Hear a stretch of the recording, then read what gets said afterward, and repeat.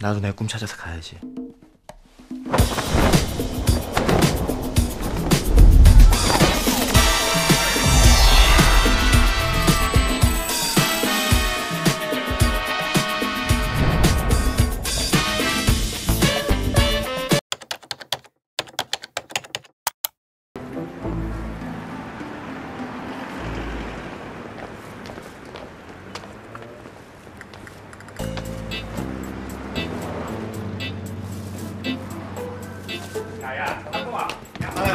알겠어요. 연락할게요. 세상이 바뀌네. 있어서. 위원님. 들어가시죠.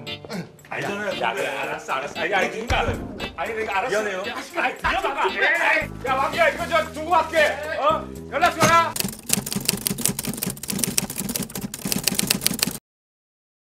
저는 이 영상을 보면서 마음 한편에 짠한 마음도 들었습니다. 실제로 이렇게 영업을 하시는 분들이 있거든요. 그렇지만 이게 쉽게 잘 되지는 않아요. 저는 10년이 넘는 시간 동안 법률사무소를 직접적으로 찾아간 적은 없습니다. 그렇지만 인터넷을 보고 법률사무소에서 저를 찾아오거나 저에게 연락이 왔던 적은 여러 번 있었습니다. 혹시 강대만 씨라고? 오셨군요. 좀 앉으시죠. 네, 앉으십시오. 네. 차는 뭘로? 녹차? 커피? 약혼자가 과일 사러 나갔다가 돌아오지 않아서 실종 신고도 바로 했는데 기다려보라고 하더니 기차에 치여서 사망했다고. 에? 자세히 좀 얘기해 주실래요?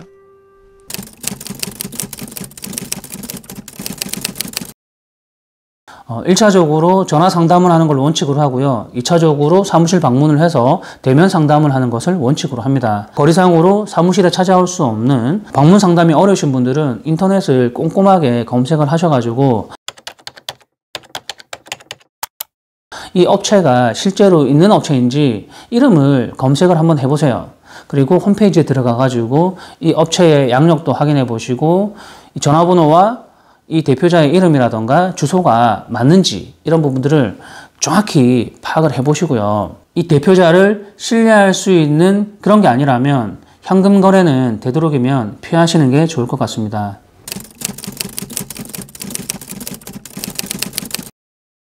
그리고 대부분의 의뢰인분들이나 많은 분들이 잘못 알고 계신 게 뭐냐면 저희 같은 회사, 오래된 회사나 전문적인 회사에 의뢰를 하면 비용이 굉장히 높지 않을까 이렇게 생각하시는 분들이 제법 많았단 말이에요. 그렇지만 실질적으로 비용이 그렇게 높지 않습니다. 제가 최근 들어서 조사를 해보니까 이름만 탐정이라고 하고 실제로는 초짜, 심부름 대행 서비스 이 정도 실력밖에 안 되는 그런 업자들을 저는 구분을 할 수가 있잖아요. 딱 보면 표가 난단 말이죠.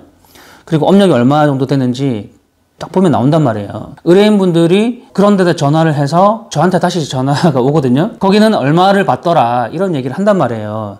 다 들어보면 전부 다 저보다 의뢰 비용이 훨씬 많아요. 한 배 반이 높아요. 한 배 반이. 전국적으로 제가 제일 저렴해요. 정말 자존심 상해서 나도 더 받아야 되는 것인가? 이런 생각도 했는데 고객에게 이제 만족을 드리는 그런 서비스를 하고요. 처음부터 비용을 높게 책정해서 의뢰인에게 불리하고 업체에게 유리한 그런 불공정 거래는 하지 않는다는 얘기입니다. 의뢰비를 많이 받고 적게 받고 이런 부분들을 제가 왈가왈부할 부분이 아니기 때문에 그런 부분들은 의뢰인분들이 잘 판단하시고 선택을 하시면 될 것 같습니다. 저 이런 상황에 이런 말씀드리는 건 좀 그런데 저희가 살인사건 전문이기도 하고요. 잘 찾아오신 건 맞습니다만 그 살인사건은 단가가 워낙 세서 위험 부담도 좀 크고요. 자, 5천만 원이면 될까요?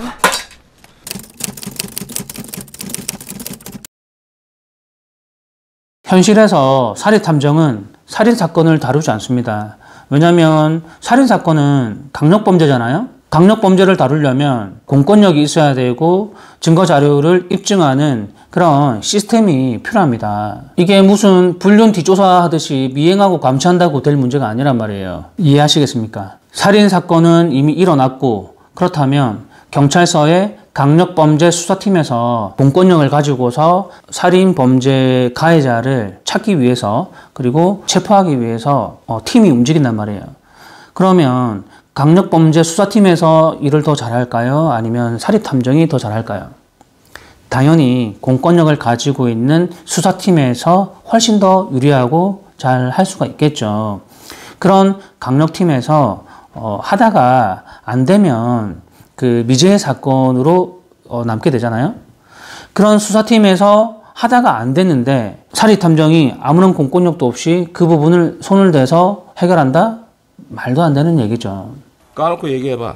너 만화방 탈출해서 탐정 행세하는 게 좋은 거지. 인터넷상에서 영웅 대접 받는 게 신나고, 그치? 방금 전에 성동일 씨가 얘기했지 않습니까? 인터넷에서, 유튜브에서 영웅놀이나 하고 싶어하는 그런 철없는 어른들이 하는 행동이라고 얘기를 하잖아요. 현실에서도 마찬가지입니다. 유튜브 채널에서 탐정을 검색하면 철없는 영웅놀이 하고 싶어하는 그런 업체가 몇 개가 있는 걸로 저는 알고 있습니다. 아무튼 그렇게 잘 구분을 하시면 될 것 같습니다. 자, 이거 좀 작성해 주실래요? 예. 주민번호랑 전화번호까지만 적어주시면 됩니다.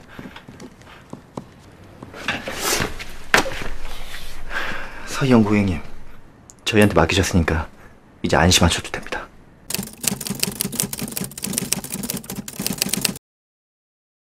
영화에서 권상우 씨처럼 의뢰서를 작성하는 것은 매우 중요합니다. 계약서 같은 것을 반드시 작성을 해야 업체들이 먹튀를 하지 않거든요. 인터넷에 검색되는 업체들 중에 탐정사무소 사무실이 없는 업체들이 굉장히 많아요. 1577, 1588이라던가 본인의 핸드폰 번호가 없는 경우, 이런 경우는 이제 먹튀하거나 사라질 경우가 굉장히 많단 말이죠.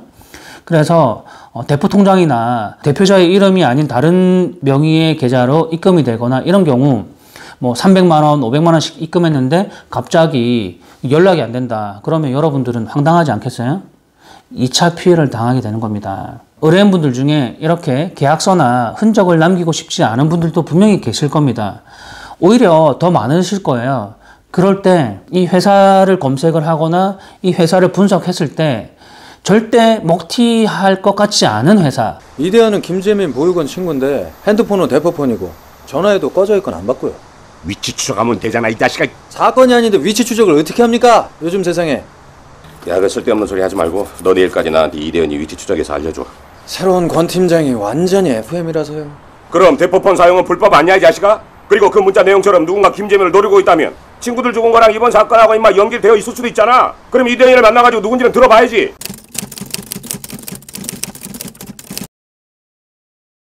대포폰이라는 것은 일반인이 부정한 목적을 가지고서 다른 사람의 명의로 된 핸드폰을 사용을 하는 것을 대포폰이라고 얘기를 합니다. 단순히 대포폰을 사용하고 있다는 그 이유만으로 경찰이 불법 행위를 저질러 가면서 그 사람의 핸드폰을 위치 추적을 한다면 통신비밀보호법에 위반이 되고 위치정보보호법에 위반이 된단 말이에요. 제가 앞전 시간에도 설명을 드렸지만 위법수지 증거 배제의 원칙은 수사기관에서 적법한 절차 없이 영장 없이 증거 수집을 하게 된다면, 수사를 하게 된다면 증거의 효력이 없다라고 얘기를 했잖아요. 그리고 경찰은 불법 행위를 저질러서 수사를 하면 안 되는 그런 위치에 있는 사람입니다. 그렇기 때문에 성동일 씨의 이런 발언은 경찰 간부, 레전드라고 얘기를 하는데 전문가의 발언은 아니라고 생각을 하시면 될 것 같습니다.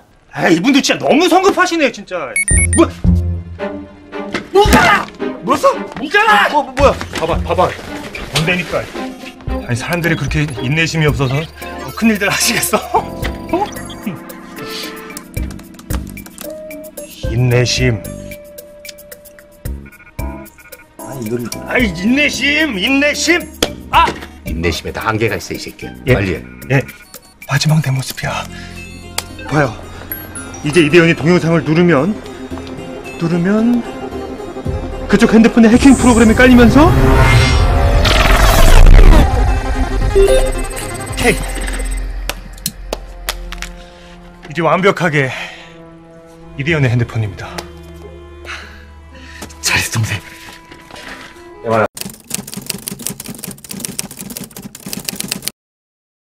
이강수 씨가 방금 한 거는 복제폰이라고 얘기를 해요. 과거 2015년도까지 음지에서 불법 업자들이 이런 복제폰을 만드는 그런 거래가 있긴 있었습니다, 실제로. 그런데 2015년도 이후에 이런 업자들은 거의 다 사라지고요. 지금은 없다고 보시면 돼요. 근데 인터넷을 검색했을 때 뭐 복제폰이라던가 자기가 복제폰을 할 수 있다, 해킹을 할 수 있다라고 얘기를 하는 업자들이 있으면 다 사기꾼들입니다. 그런 업자들은 믿어서는 안 된다는 부분을 명심하시면 될 것 같고요. 그렇지만 2004년도 후반에 세이클럽이라는 채팅 사이트가 있었거든요. 그때 제가 아이디를 알아내고 상대방에게 이렇게 미끼를 던져가지고 상대방이 그 미끼를 물고 답장을 하고 연락을 주고받으면서 거래를 하면서 현장에서 제가 체포를 했던 그런 경험이 있거든요. 이런 방법들은 실제로 먹히는 방법들입니다. 이렇게 창의적인 아이디어를 만들어서 그 범인을 찾거나 이제 체포하는 그런 경우가 허다하게 많이 일어납니다.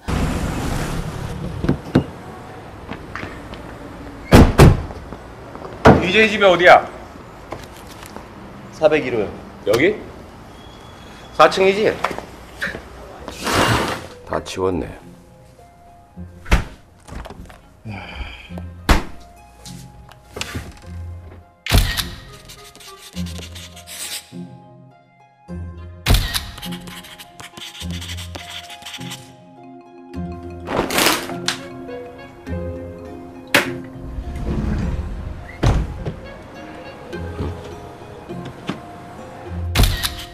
삼 일 뒤에 제주도 여행을 예약해둔 사람이 자살이라니. 탐정이라고 해서 남의 집에 들어갈 수 있는 권한은 없습니다. 여기 보시면 빈집이잖아요. 빈집 같은 경우는 이제 부동산 업자나 아니면 관리인이 있을 겁니다. 이 관리인에게 허락을 받고 들어가는 건 괜찮습니다. 보통 이런 영화라던가 인터넷에서 그리고 유튜브 홍보 영상을 보고서 저한테 전화가 많이 걸려옵니다. 탐정을 하면 저에게 교육을 받으면 돈을 많이 벌 수 있냐, 이런 전화가 오고 이런 문의가 오거든요. 한번 생각을 해보십시오. 너무나 뻔한 질문이잖아요. 얼마나 본인이 노력하고 얼마나 열심히 하고자 하는 본인의 의지에 달린 거예요. 이런 시간을 투자하고 100만 원, 200만 원을 투자했는데 얼마만큼의 돈을 벌 수 있겠느냐, 이런 1차원적인 그런 계산만 하고 있는 겁니다. 계산기 두드려가면서. 그 계산 못하는 사람이 누가 있어요?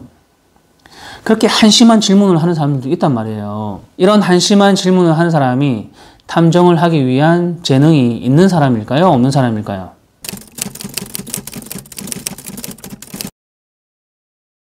인터넷에서 홍보하는 그런 홍보 문구들 중에 가장 많은 게 배우자 부정행위, 불륜행위에 대한 것들 뿐이지 않습니까?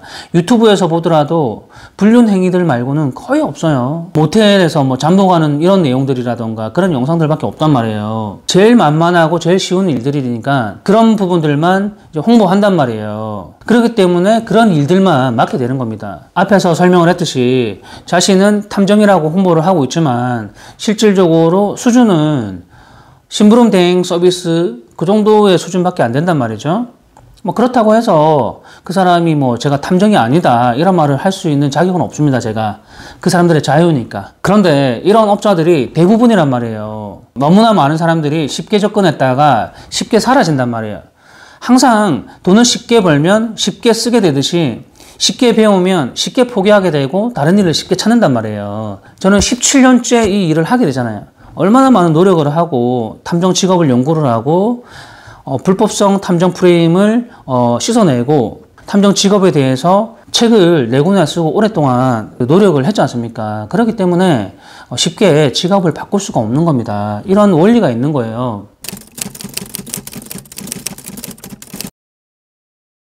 그 업체들의 홈페이지에 산업 스파이 조사 이런 문구가 있다고 해서 그 업체가 산업 스파이를 한다 그런 게 아니고 사립 탐정이 산업 스파이 조사도 할 수 있다 뭐 이런 식으로 받아들이면 되지 않을까요? 사립 탐정이 산업 스파이 조사도 할 수 있다. 그러나 우리는 할 수 없다. 실력이 안 돼서 그렇게 받아들이면 되지 않을까요? 산업 스파이는 국가정보원이라던가 이제 경찰청에 따로 그 수사하는 수사 부서가 있습니다. 그리고 일반 저 같은 그 민간 회사 같은 경우는 그렇게 규모가 큰 산업 스파이보다 일반 중소기업의 영업 비밀 침해죄 이런 부분 관련해서 조사를 하게 되는 거고요. 그런 중소기업이라 할지라도 CEO라던가 임원들이 업체들을 잘 보겠죠. 그렇기 때문에 이런 초짜 업체라던가 신생 업체들에게는 의뢰를 맡기지 않습니다. 저 같은 회사에 의뢰를 맡기는 것도 신중하게 평가를 해보고 맡길지 말지를 고민을 한단 말이에요. 그런데 이제 갓 생긴 신생 업체라던가 초짜 업체의 그 회사의 중요한 부분에 대한 그런 내용을 과연 맡길까요? 안 맡긴다는 거죠. 지금까지 탐정 리턴즈 영화를 통해서 탐정 직업에 대한 궁금한 점 20가지에 대해서 인터뷰를 해봤습니다. 저의 영상이 유익했다면 좋아요, 구독 눌러주시기 바랍니다. 다음에 또 뵙도록 하겠습니다.